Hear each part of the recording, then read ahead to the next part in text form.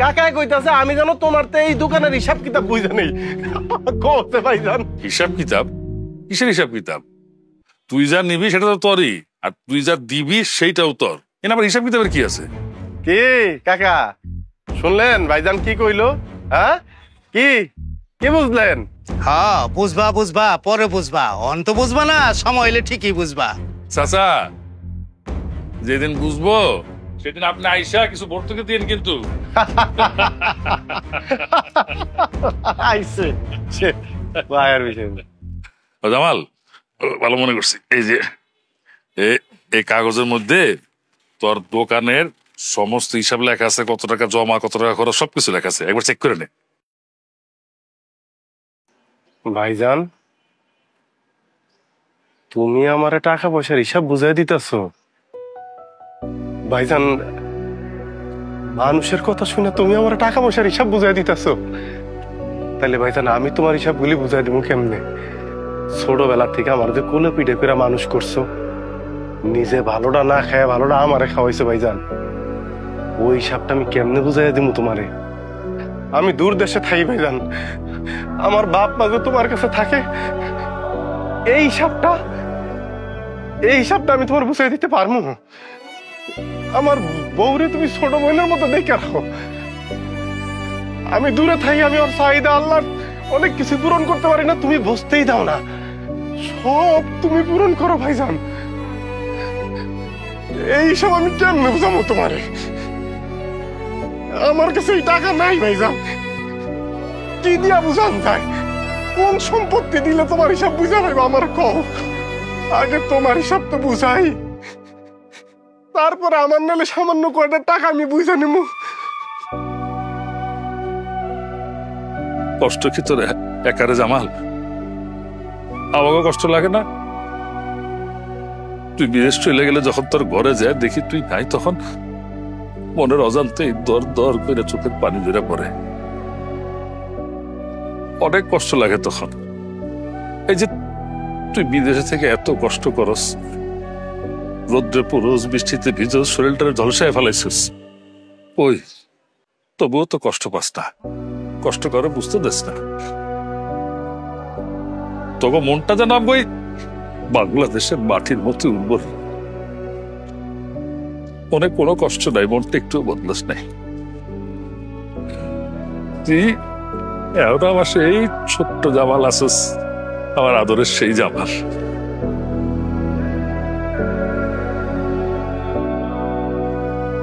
যা বাসা যা, আমি আসি দোকানে, যা।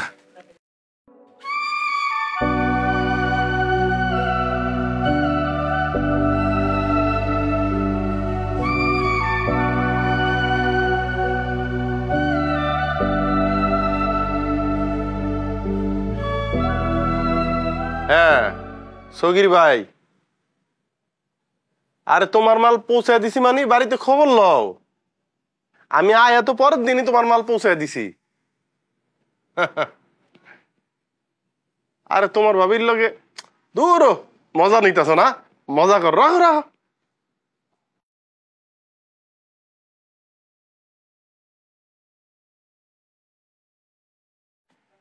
মা কিছু কইবা? হ্যাঁ, তোর কাছে একটা আবদার আছিল। কও। তুমি কও। না, তোমার ডাকে কও। কইছিলাম কি, আমরা পুরা পরিবার মিল্লা, তোর শ্বশুর শাশুড়ি, কামালের শ্বশুর শাশুড়ি মিল্লা একটু চিড়িয়াখানা যেতাম। এই তোমার না বিয়ের পরে চিড়িয়াখানা নিয়ে গেছিলাম? বিয়ের পরে চিড়িয়াখানা লইয়া গেছিলাম, তখন বাঘের বাচ্চাটা ছিল দূর, এই বাঘ ডোনা তো বড় হয়েছে না, বড় বাঘ দেখতাম না।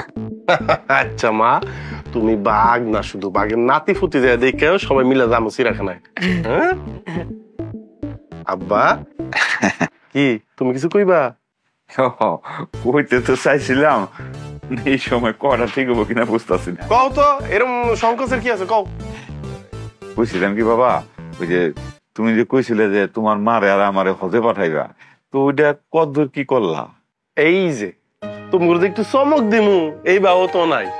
আরে হয়তো সবকিছু কমপ্লিট, হ্যাঁ সব ফাইনাল হয়ে গেছে। আগামী বছরে ইনশাল্লাহ তোমরা হজে যাইবা। আমি ভাইয়ারে বলবো কাল পরশুর মধ্যে যেন রেজিস্ট্রেশনটা করে হালায়। আলহামদুলিল্লাহ, আল্লাহ মুখ তুলে তাকাইছে। বাজান, কইছিলাম কি, ওই আমাকে যেহেতু পাঠাই ভাই, তো তোমার শ্বশুর শাশুড়ি আর কামালের শ্বশুর শাশুড়ি আমাকে সাথে পাঠানো যায় না? আরে আমার শ্বশুর শাশুড়ি তো হজ করছে, ভাইজানের শ্বশুর শাশুড়ি আর তোমরা যাও। যাক, তাহলে সেটাই করো, বুঝছো?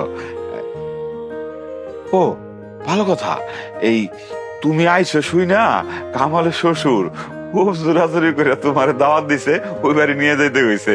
কালকে কিন্তু আমরা তোমার নিয়ে ওই বাড়িতে যাবো। জামু তাল হিসাব যে ভালো মানুষ, হ্যাঁ। এমনি তো তার কাছ থেকে একটু দোয়া নিয়ে আসা দরকার। ভালো মানুষ। তাহলে আমরা কালকে সবাই মিলে যাবো আব্বা। এই তাহলে চলো, আর কি, আসো।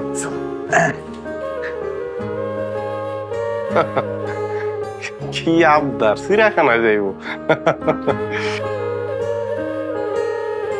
কি তোমার আবার কি আবদার?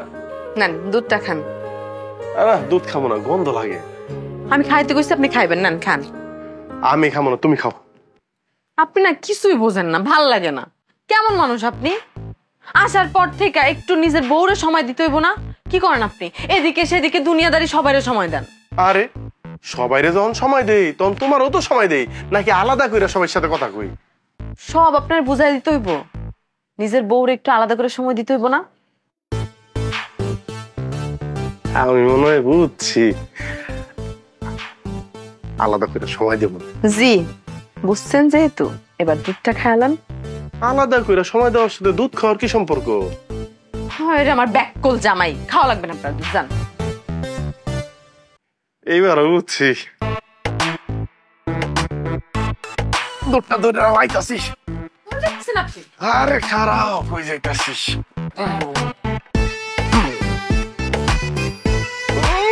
নাস্তা না মনে হয় ঘুমটা দেন কে? এইবার যে কি আরাম লাগতেছে গ্রামে আয়া, কতদিন পরে গ্রামে আইছি, ঠিক না? হ্যাঁ ভাবি, আসসালামু আলাইকুম। কি রে জামাইল্লা, শুনলাম বিদেশ থেকে আইসিস মেলা দিন, কই কোন তো খোঁজ খবর নাই। নিস তো কালি পড়ে গেছে গা, যে সুন্দরী বউ। তোর আর কিছু কবি? বাড়িতে যাব না যাবি তো যা, নিস আর একটু কালি ভালা। আর ভাবি আপনিও না জানি কেমন, আম করে একদম পর পর ভাবেন। স্বামী থাই বিদেশে, আম করে একটু ডাকবেন, আলাপ আলোচনা হইব, আপনার ভালো লাগবে নাকি?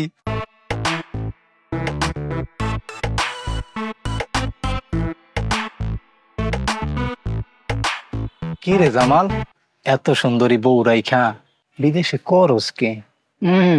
না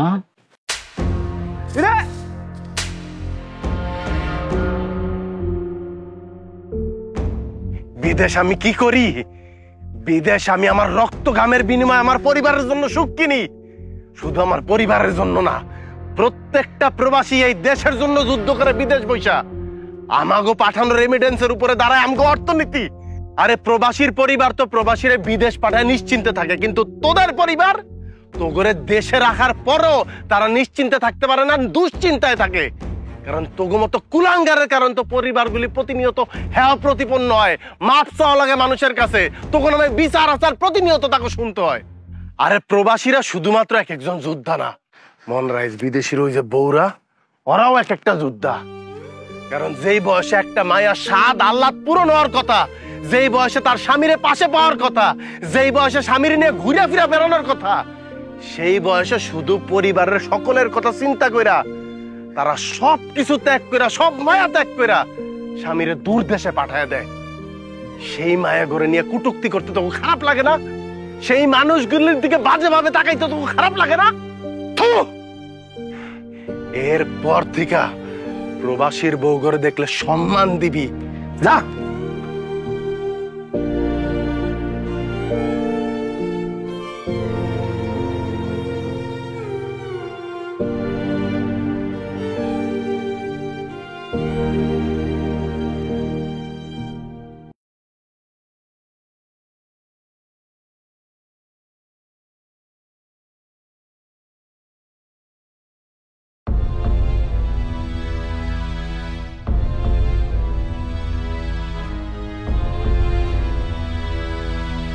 বৌমা, ও বাবা, বড় বাবা, এদিকে আয়, ছোট বাবা বইরে গেছে। দাও না তোমার কই গো, জামাল কামালকে খবর দাও, জামালকে খবর দাও। উঠো উঠো, ঘরে নিয়ে যাও, ঘরে নিয়ে যাও, ঘরে নিয়ে যাও, উঠো মা।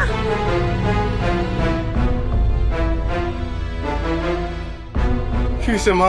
হসপিটাল নিতে হইব।